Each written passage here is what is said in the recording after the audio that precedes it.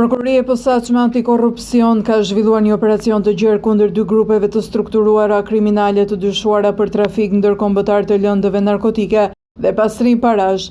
Në total janë lëshuar 20 masa sigurie, 15 arrest me burg dhe 5 arrest në shtëpi, ku mes të dyshuarve janë drejtuesit e grupeve, Luciano dhe Abedin Koçeku, si dhe Alfredo Hamzai, ndërsa pjesë e rrjeteve rezultojnë edhe biznesmen të fuqishëm shqiptar që pastronin paratë e fituara nga trafiku.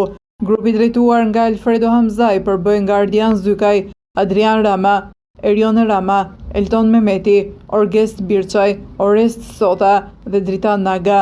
Ata trafikonin lëndë narkotike nga shtetet e Amerikës Latine drejt Europës, duke përdorur kompani transporti dhe fshehtë të drogës në kontenjer me qymyr, fruta dhe materiale të tjera.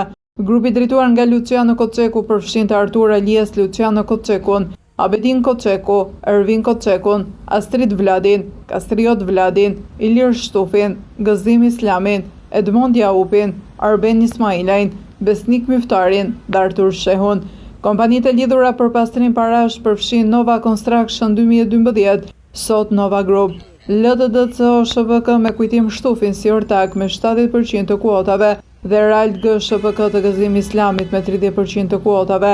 SPAK ka sekuestruar mbi 23 apartamente, 106 garazhe, pasuri të paluajtshme në Green Coast, pallati 16 katësh në Peza, vila dhe truall në Palas, Jal dhe Rolling Hills, si dhe 41 llogari bankare. Në kuadër të hetimeve janë sekuestruar gjithashtu 128 milion euro në llogarinë e noteres Amela Mukaj për transaksionet e tokave në Zvërnec nga kompania Albanian Land Development dhe Artur Shehun përfshirë në 3 kontrata të mëdha. Hetimet e SPAK vijojnë për të dokumentuar rrjetin e plotë të personave dhe mënyrën e pastrimit të fondeve të trafikut të drogës.